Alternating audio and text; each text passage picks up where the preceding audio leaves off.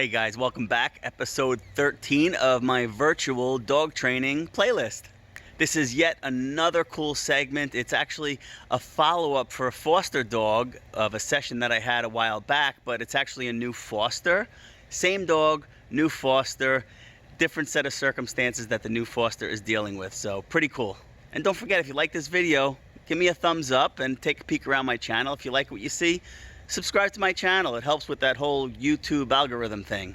Well, sit back, relax, and enjoy. All right, well, first of all, tell me what's going on in your home and in your environment with her. Okay. I have lots of notes so far. So it's been 11 days, I guess. First of all, I mean, she's lovely. Like She's with you 11 days? She's been with me 11 days so far. Gotcha. Yeah. I got her 2 Sundays ago. So there are, that's Sloan playing with her bone. There's always dogs around. Like it's impossible to avoid dogs in my neighborhood. And then, there's also, this sounds gross, but there's some rats. So on our night walks where you don't see, it's harder to see dogs of people, on high alert for the rats at night. Cause we did see one on one of our first walks. And of course she knows like to look out for them now. Yeah. And there've been a couple times where, especially early on where she's pulled so hard that she's knocked me on my ass. I've gotten better already at controlling the double leash or the double loop leash with the harness. That's what I find to be best for me. But yeah, so that was just something that is an adjustment. And while I do see, like already I've implemented from one of your videos with having her stopping and sitting throughout the walks. When we're on a block where there's no distractions, she will eventually sit. It takes me a few tries, but she'll eventually do it. So are you bringing food with you, like treats on the walk? So the problem with that is that she has to wear a muzzle. So yeah. She has to wear a muzzle? She has. Let me show you what it is. So originally, the way it was explained to me by Carolyn is that I should put the muzzle on her just when leaving my apartment building because somebody on the first floor has a dog. So that was the first moment where I was like, oh, okay, so she like can't be around other dogs. She's like, well, she'll just, if it's in the same building and you guys, it's in the transition period, just to be safe. It's like, okay. But when she came over to drop off Sloan and we took her out for a walk and she saw, how many people and animals and bikes and skateboards and how there's just it's just a high stimulation zone, I guess. She's like, I suggest keeping it on the whole time. So that's what we do. So I'll show you what it is. And of course, then my question was, well, say that it's like this. Well, she thinks, so it's just Velcro and soft. Mm-hmm. Yep. But the first one they gave me was a bit smaller than this and it was a little snug, so they ordered this one and one I've been using. So naturally I asked, well, if she wasn't wearing that and we turned a corner and there was a dog coming with its owner, what would she do? And Carolyn told me, she's like, well, we don't really know. So she, I feel like I'm saying a lot and I'm not getting to the meat of it.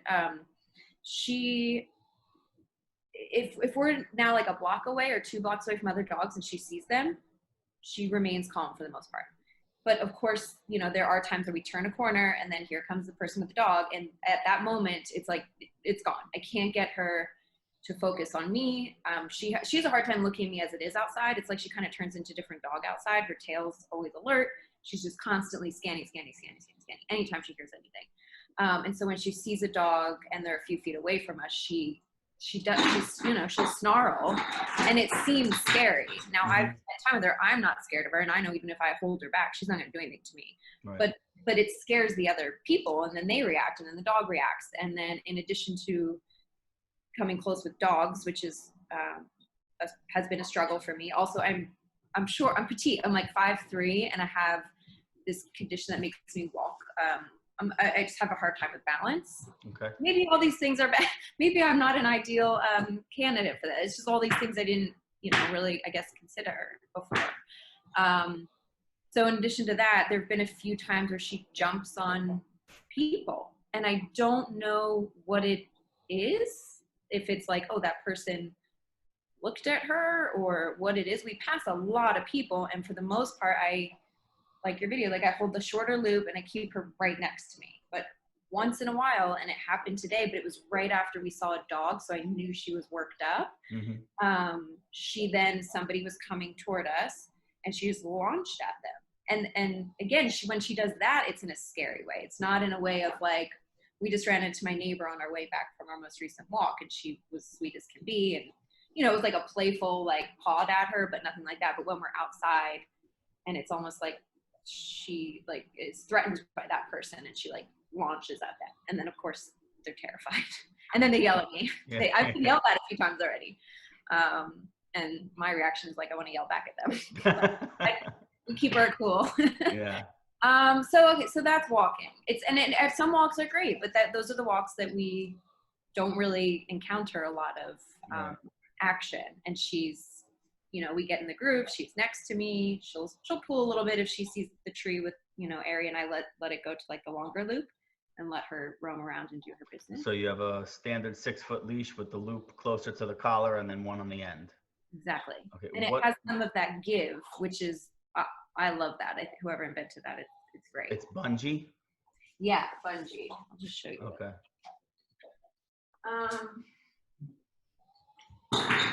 Oh no, I'm teasing her now. This is terrible. So yeah, it's like it has the. Okay. Yeah, and then it has the harness. So honestly, right now, what's happening? This is another thing too. When I started out with her, the standard for her was a morning walk, an afternoon walk, and an evening walk. Now I learned the hard way that when she cries and doesn't let you pet her, like almost as if she's crying, like she's looking at you begging, seems like she wants attention, you try to pet her, she pulls away. That means she has to go to the bathroom. But I didn't know that at first, so I ignored it. And then she peed on my rug. And then I reached out to Carolyn, and Carolyn's like, let me check with Jordan. And she's like, oh yeah, if she doesn't respond to your, if she doesn't let you pet her, that means she has to go out. So then I started listening to that. But now she's doing that every 2 hours. So she's demanding to go out even if she doesn't necessarily have to. I guess, but then of course we go out and she will pee, so she'll do a little bit. But there, like the first couple times she did it, she barely went. So I was like, she's getting played. Right. But I don't know. I don't want to be mean. I don't want to torture her either. Like maybe she does have to go to the bathroom often. Right.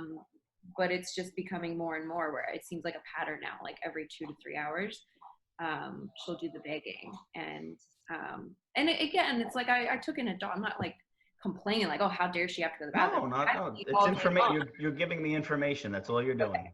But the hard part with that is that like there are certain times a day with work that I cannot leave my laptop. And so I try to plan our walks around that. And so that's happened a couple times where she's had those moments while I can't be pulled away from my laptop. And then I feel bad because she's like, it'll escalate and it gets to the point where she'll kind of scream and then once in a while let out a bark, like looking at me. So I don't know what to do with that. And then the last big thing that I don't know if they have talked to you about this is the crating.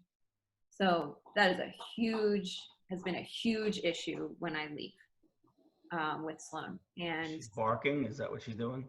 So the first 2 times I left, and the first 2 times I left, they weren't for long periods of time. It was like I ran an errand. I think I had a doctor's appointment one day. And I didn't crate her. I left her out and she barked the whole time and she peed on my rug. So then by the 3rd time I crated her. I did it that way because I did try to get her in the crate the first time and she refused to go. And because it was like day 2 and because we were so new to each other, I didn't want to drag her in. So I was like, okay, so I put the crate again, like kind of behind me. So she was quarantined to the kitchen, but she had barked and peed the whole time. I could tell because when I left, I heard her bark. And when I got back, when I was down on the 1st floor, I could hear her barking. Okay. So reached out to Carolyn. She's like, do the crate. If you have to pull her, bring a treat in, you'll be fine. Take the Kong and, the frozen Kong with the peanut butter, make sure she has toys. And so I did all that. And so crating her does prevent her from barking. But the second I get her in there, and she does go, like as soon as I guide her in, she goes right in. but she starts shaking. So I assume that there's some separation anxiety there. And upon further research, Jordan, the former foster person, I guess anytime she left, there was always somebody home. So like I think she lived with her parents, so her parents were always home. So she wasn't crated for the last 4 months. So they were basically like, well, there's a very good chance that she may not have been crated since she left the warehouse in 2019. So so I don't really know what to do with that. She also pees every time. And there was one time, oh, I took a photo of it. There was one time I left a towel in there. She loves blankets. So it's like this weird, like I want to set it up to be really comfortable, but then everything I've left in there, she's destroyed except for the things that she should be eating, which is the Kong, the bone, Right. tennis balls, she doesn't touch that stuff. I feel bad saying all of this because I'm making her sound like this awful dog, and she's, when I'm home, she's couldn't be sweeter. Don't feel bad. You're just providing the information. That's all you're doing. All right. Like she's sitting here listening to me, like Yeah, you no. bitch, you tattletale. Wait, I don't know if this picture will help, but it's just a towel that she like ripped to shreds. It's like, oh wow. Okay. Yeah. So and I'm not leaving, like I'm working from home, which is why I wanted to do this in the first place, but I do live alone. So I do have to leave from time to time, like, go to the store. Okay. So let's start. I'm just taking notes. Might jump around a little bit, but let's start with crating. Okay. Okay. You have to crate her when you're home. Uh, You can't just crate her when you leave.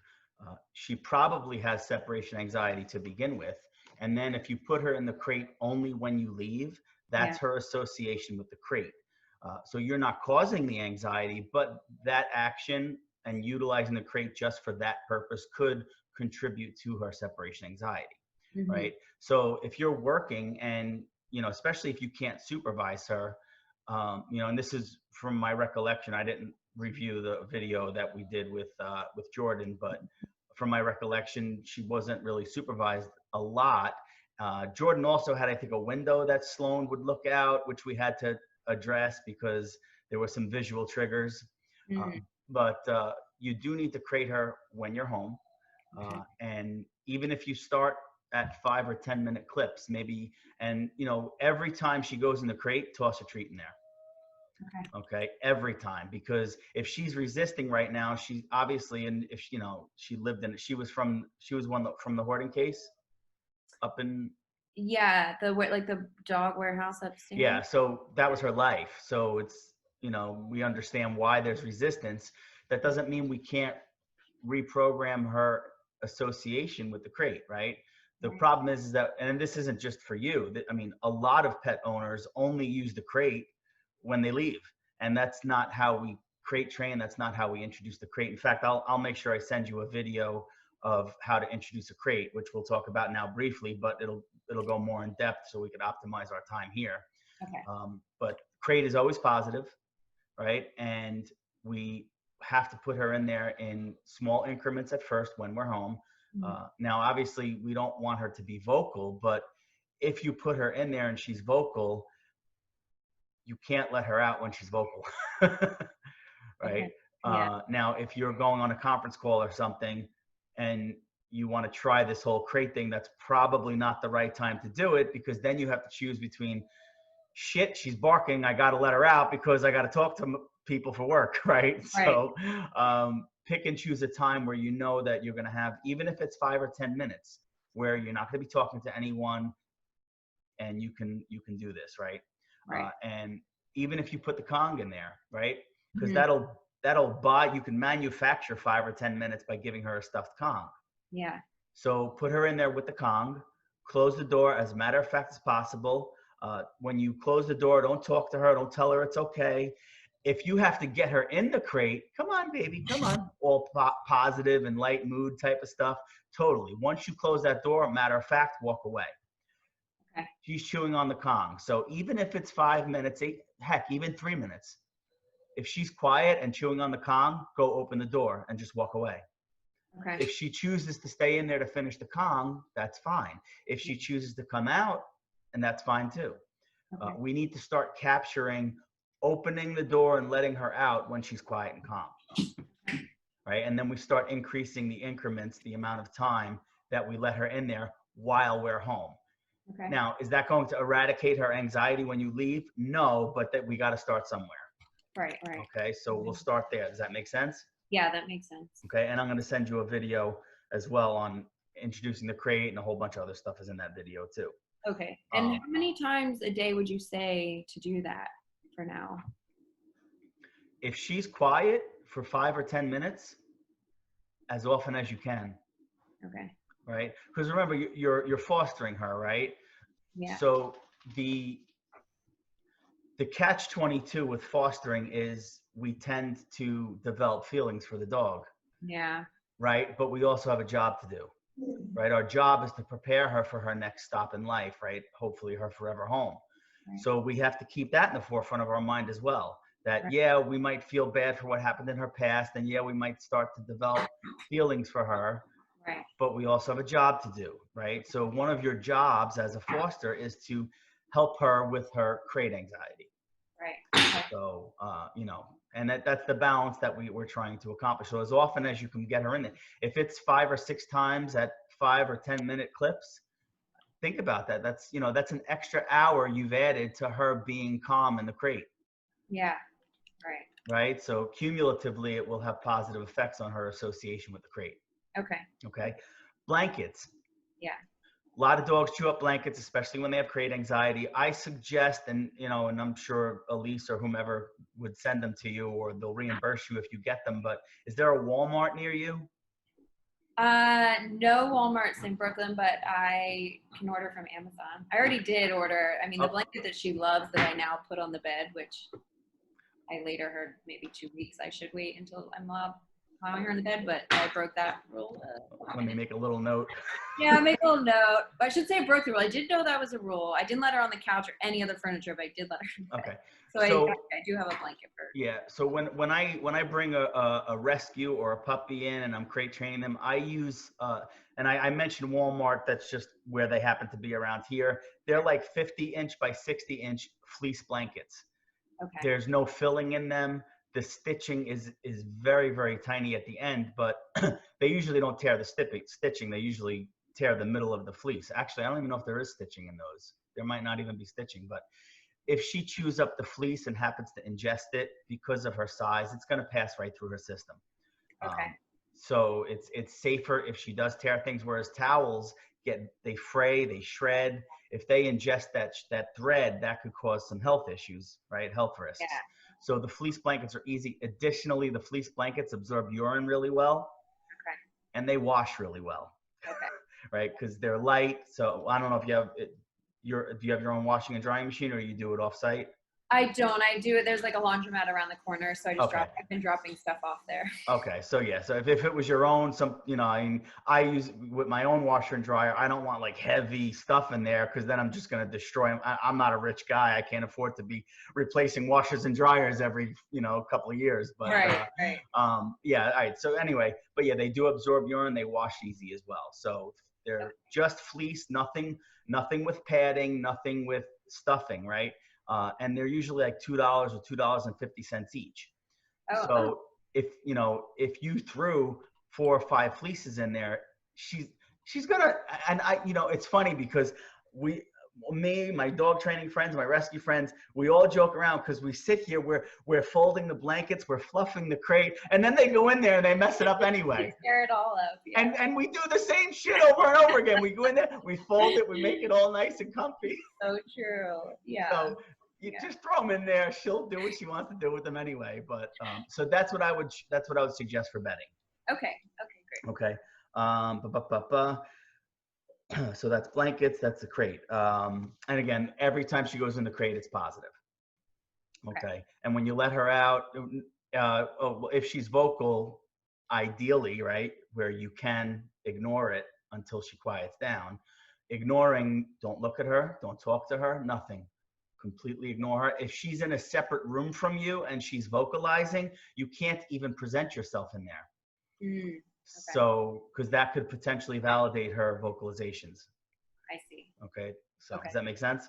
Yeah, that makes perfect sense. And I just have one more question about that. What if I try this, 5 to 10 minute, I mean, not what if, I am going to, what if she pees right away, which she's already made a habit of doing, like out of just that initial fear? Did you see her do it? I've seen her do it twice so far. Okay.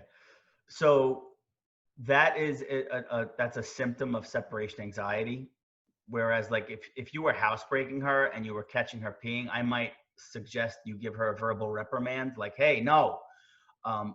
With separation anxiety, my mindset's a little different. I almost just kind of ignore it and don't even make a big deal of it at all, because we're trying to help her create a different association with the crate. So a verbal reprimand while we're trying to create a positive association with the crate could kind of backfire on us. So I would say for now, let's just focus on that. Like I said, 3 to 5 minutes. Let's see what happens. Don't correct any urinating in there. If she's, if she's sitting down in front of you, or I mean, if you're in the house and you just went for a walk or something and you have some housebreaking issues, we're probably having another conversation. But because she's crate anxious, we'll just ignore it for now. Okay. Okay. Okay. So walking, were you not supplied with a walking collar that she had? So is that the thing that, The plastic collar? yeah, I do have that. Okay. The issue with that for me is that that doesn't work with the harness, right? It has to have its own like shorter collar that Okay, attaches. so do you know what happened with Jordan in the park? No. Okay, so Jordan had an incident in the park. She was sitting on a park bench, had a wonderful walk, great day with Sloan. They were enjoying it. This lady came up with two, I don't know what kind of dogs they were, two like fluffy dogs. And they were approaching. Sloan was okay. The other dogs started to react a little bit. Sloan was getting a little antsy. Jordan noticed it. Jordan mentioned to the lady, and the lady was coming right at her. And Jordan was just sitting down on the bench. So Jordan's directed the woman, please, can you just, please don't approach us. Clearly all of the dogs were starting to get anxious. The lady didn't listen, came, and I guess Sloan pulled Jordan off the bench. At that time, she had a regular collar on because Sloan's powerful, right? And so there were some concerns that we had of that happening again, or utilizing a harness and Sloan potentially slipping out of a harness or something.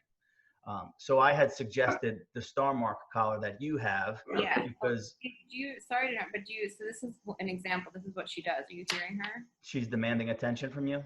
I don't know, but so we'll see if, I guess it is just attention. Sometimes when I do this, she'll pull away and then she has to. Right. She doesn't like that I'm a hard worker. Yeah, Sorry. so the collar gives you added control, number one, and number two, more importantly, she cannot get out of it. Okay. With a dog like Sloan who is pulling and we're not doing any treat work for walking, yeah, it's just going to be a struggle. The right. Star Mark collar is going to give you immediate feedback and control. Right. And she also is not going to be able to back out of it. Right. Okay. So if you wanted to try it, you could. I would suggest if you try it. Now they gave you both pieces, the safety loop and the plastic part. Do you think she has to go to the bathroom? So here's the thing. We went out an hour and a half, 2 hours ago. Okay. So she was doing this 2 hours ago, and I was trying to wait as close to this as possible so that. Do you have the crate set up there, right? Yeah.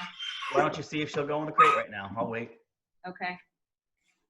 Thank you. You're welcome. With us. All right, Sloan. This is what you got for yourself here. Treat.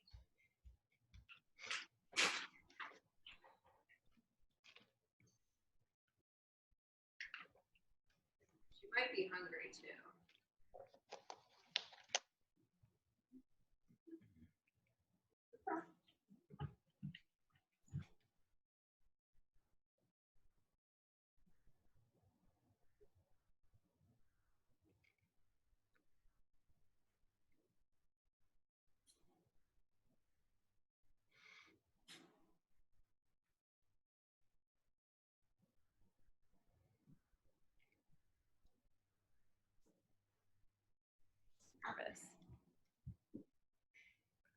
Okay, that went well.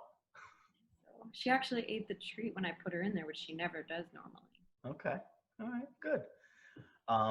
Okay, so yeah, only because especially you're in Brooklyn, and I'm in North Carolina now, but obviously I'm from Jersey, so I did a lot of work in Manhattan and Brooklyn, and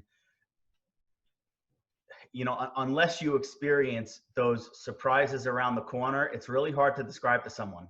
And I've experienced them. You really don't know what's on the turn of that building, right? And two things are working against you: the harness and that bungee leash. Okay, because the harness and the bungee leash, you're talking, that's probably an extra 2 to 4 feet of thrust. That is not going to prevent anything. Now, granted, she has the muzzle on, which we'll talk about in a minute. But I'm just concerned. And then the jumping, obviously, right? Jumping on people, because when a dog jumps, it's not just up, it's up and forward, right? And I mean, I'm 200 pounds. If Sloan jumps and thrusts, she's going to move me a step or two. Right. Right. So, and you're petite, right? And half my weight. So, it's nothing you're doing. It's just strength, right?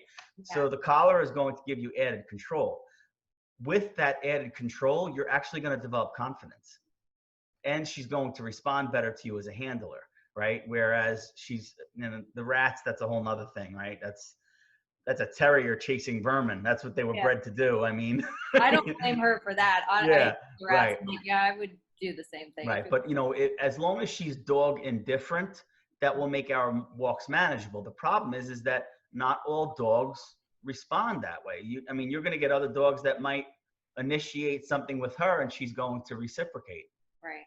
Right. We just can't have her being the, initiating things. Right. Right. So I'll make sure. And I think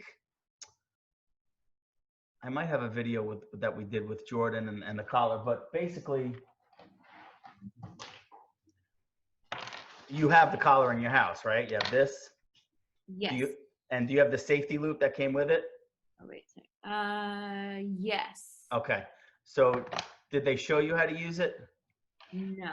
Okay. All right. So what happens is how I do it is like, I'll have the leash attached. Well, let me just open this up first. And I'll send you the link on it. So this is what it looks like when it's not put together.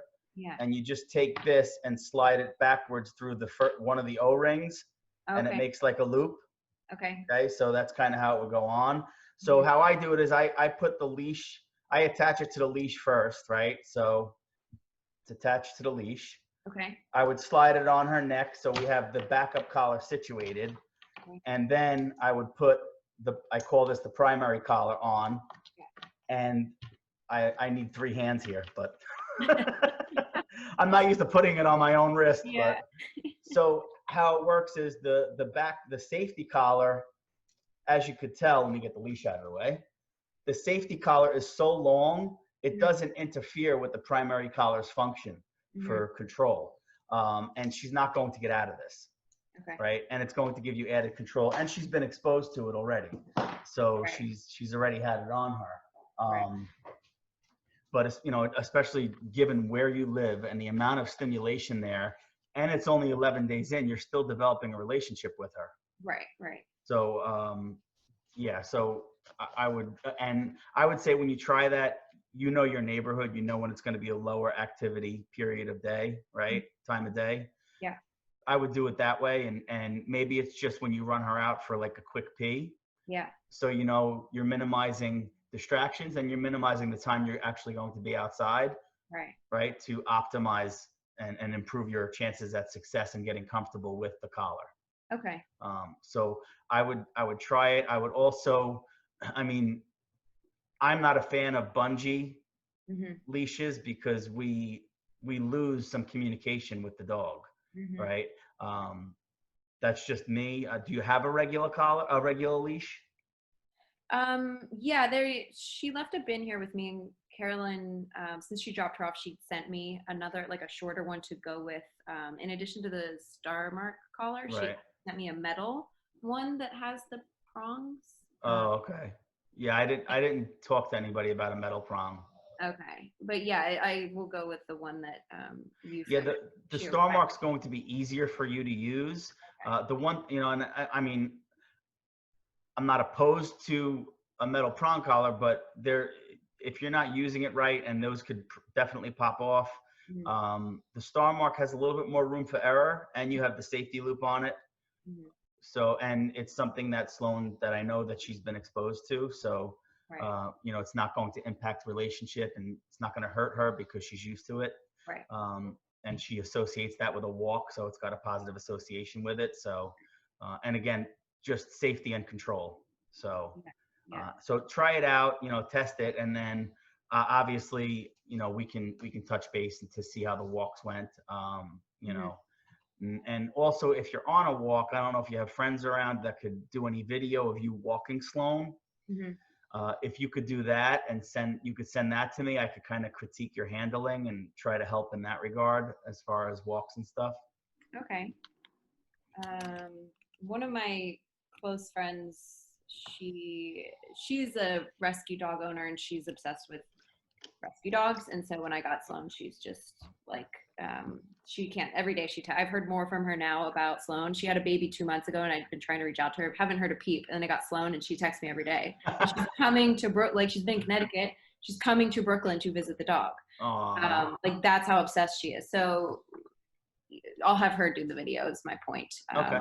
But cool. So if she's taking video, if she's walking behind you, she can hold the phone vertically.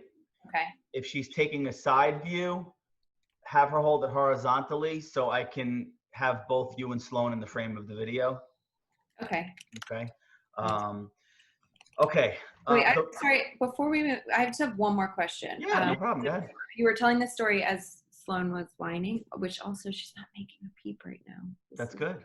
Really impressive. So that story at the park, how did that end? She pulled Jordan off, but did she like? It was a non-event.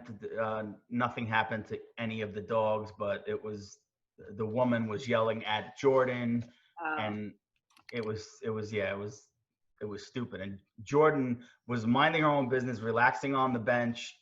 Right. Told the woman, "You're too close," and the woman just kept coming at her. Right. Okay. You know, so it's like, you know, I mean, I mean, Jordan did the most responsible thing she could do. Say, look, all of the dogs are uncomfortable here. Please don't approach us. Right. So it was a big melee. She held on to Sloan. Nothing happened to any of the dogs, but that was the end of it. So thank God. Yeah. Okay. I just want to make sure she didn't like launch and attack her. No, but all the dogs were contributing to it. You know, you can't blame it on any of them, you know, and I mean, a normal person, obviously I'm a pit bull fan, so my bias is there, but if most people see a big dog lunging, and you don't need to know anything about body language to know a dog is clearly not comfortable. Right. And then the human says the dog is not comfortable. Right. And then the other person just ignores you and keeps coming. I mean, you can't. Right. You can't fix that. Right. Yeah. You can't control what the other person chooses to do. Right. Exactly. So it was an unfortunate situation. But after that happened, we wanted to make sure that Jordan had the most confidence she can have on a walk. So. Right. And Sloan did really well with it. So. Okay. All right. Yeah. We'll definitely give that a try. Okay. So the muzzle. Is it possible, and again, you're going to have to run this by them. I don't know if this is something they absolutely want you to have Sloan wearing, but Sloan is food motivated, right? For the most part? For the most part, yeah. Sometimes she'll turn it down, right. But when we're on walks, we need to do things to get her attention and to control her better. One is the Star Mark collar. The other part of the equation is having higher value food rewards while we're walking. Okay. So that means if you have to go buy like 100% beef, no low sodium hot dogs, and chop them up into little pieces and take a few of them in a little baggie with you, that's a high value reward that you could use on walks that will help you with Sloan's focus on you when you give her verbal cues. Now, even with the mesh muzzle, you should be able to sneak a hot dog in there. It's just not ideal. Yeah. Usually when dogs are muzzled, I recommend the basket muzzles because you can give them treats, they can move their mouth, but the basket muzzles look like Hannibal Lecter, and people don't always like them. And so, Oh, she's so intimidating enough looking already. Yeah. So I'm guessing the muzzle was specifically for when you exit and enter your apartment building. Was that why the subject came up?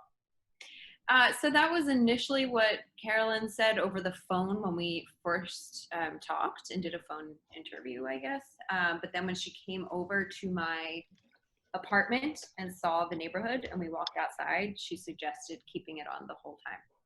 I assume that's because it's such a high traffic area, even though, you know, the second we walk out, yeah, my street is busy because it's on the same block as the subway, but we'll immediately turn left and we walk away from, like, it's like the further we walk away, the less people and dogs there are. We just sort of have to clear this block and a half area. Okay, so I don't want to make decisions for the rescue because it's not my rescue, but maybe this is something that you can, and you know, they'll get a copy of this too, so they'll see our video, but perhaps you run it by them. Is it okay once we're out of, we'll call it the danger zone, that you could take the muzzle off of her so you could work her? I think so.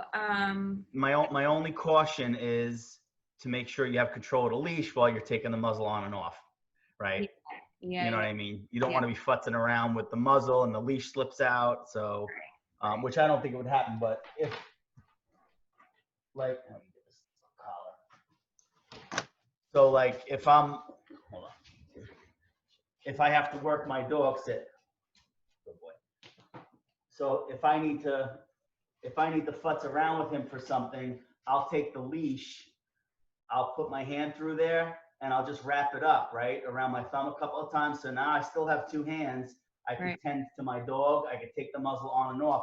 God forbid something happens, we have this, and we're on the Star Mark collar, which will give added control. So that's one way to do it. The other way to do it is, oh, I'm running out of cord here, is again, put your hand through there, drop the leash, and step on it.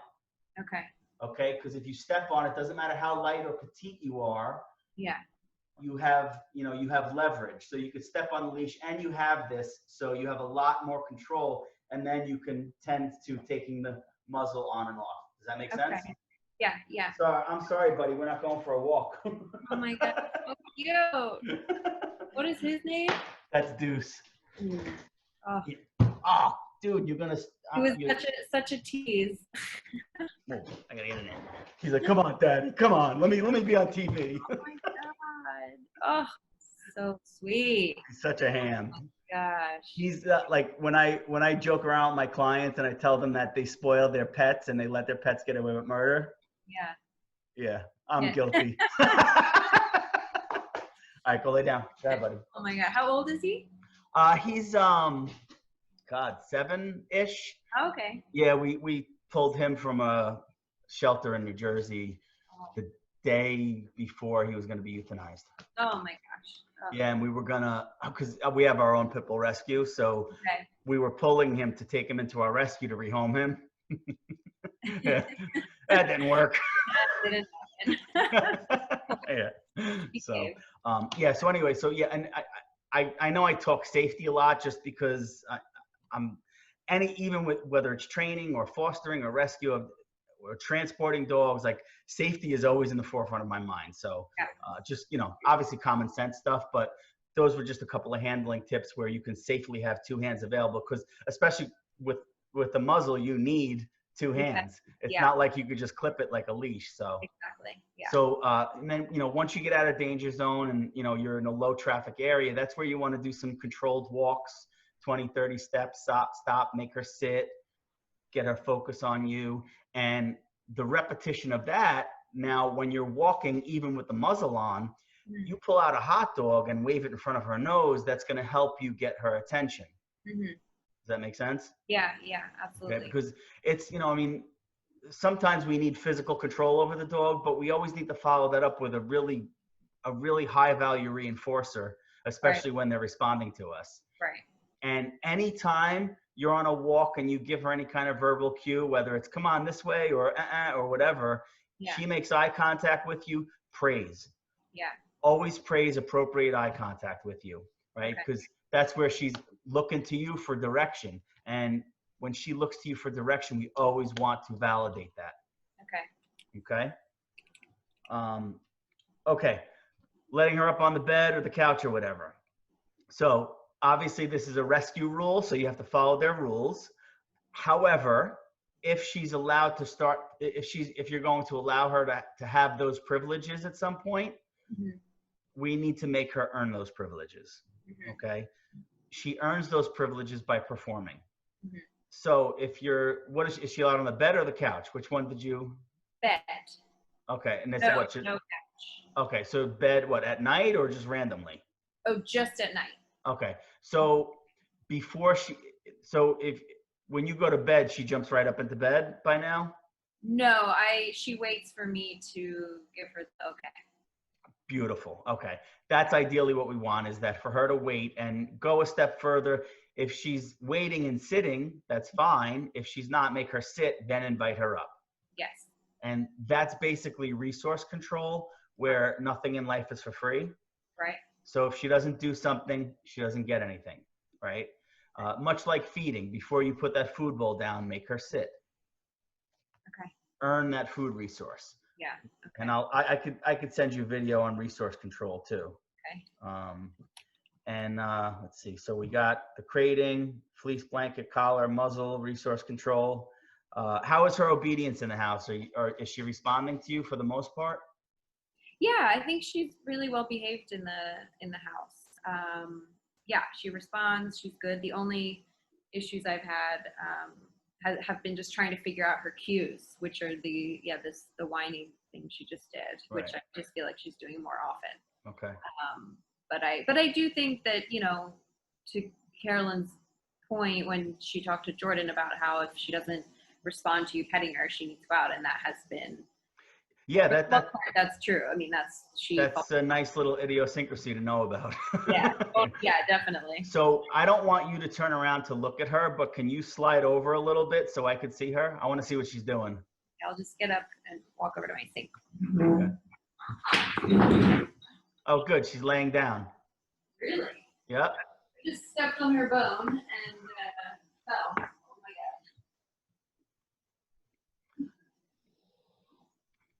god. Okay, good. Okay, so when we hang up, right? Do you have time to run her out real quick for a quick pee? Yeah. Okay, because even though she's not active right now, she might be feeling a little anxious, so that might increase her need to have to urinate. Yeah. Unless she pissed already and we don't know. Very possible. But yeah, so whenever we hang up, if you could just go take her out of the crate, don't talk to her, don't praise her. Good girl. Opening the door is the reward. Okay. And then take her right out for a quick pee. Okay. Right? So the crate, she went in the crate, right? Yep. She got a treat. There was uneventful being in there. You didn't leave, so there was no separation from you. Coming out of the crate, we went for a little walk, right? So there's positive. The crate is sandwiched around positive stuff. Okay. Okay. That's huge. Yeah. Great. Yeah. Any other questions or anything? I guess one other question about the walk and rewarding with treats. In addition to doing, once we clear the danger zone and I just have her sit, and if she listens, then I reward her. What other behavior, like anytime I can get her to focus on me if she is reacting to another dog? They definitely. Yeah. Well, here's the thing is that once she's reacting to another dog, the body language preceded that. We already missed an opportunity to shift her mind. And, I don't expect you to be reading body language, but once a dog starts overtly displaying, then we're in reactive mode and we're just pulling on the leash for safety.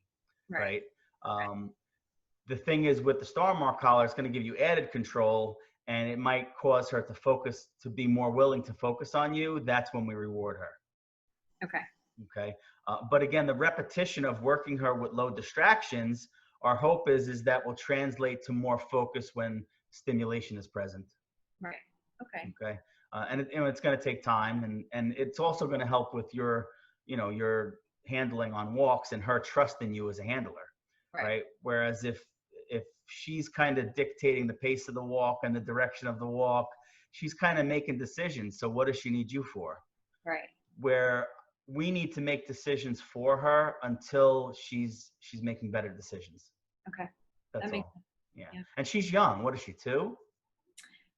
She's 5 or 6 actually. Oh, she's that old. Okay. Yeah. They Okay. said 5 or 6. Yeah. Maybe she was in the place for 2 years. Maybe that's where I got 2 from. Who knows? But anyway. Yeah, I think at least 2 years. Okay. Yeah. So she's had, Jordan was probably the first sense of stability Sloan ever had. Yeah. Right. So it sucks that she had to be moved again, but now she has another opportunity to find trust and stability in another person. Right. So it's, in the grand scheme of things, it's not a bad thing. But again, it's up to you to make sure that you're helping her make sound decisions. So. Right. Okay.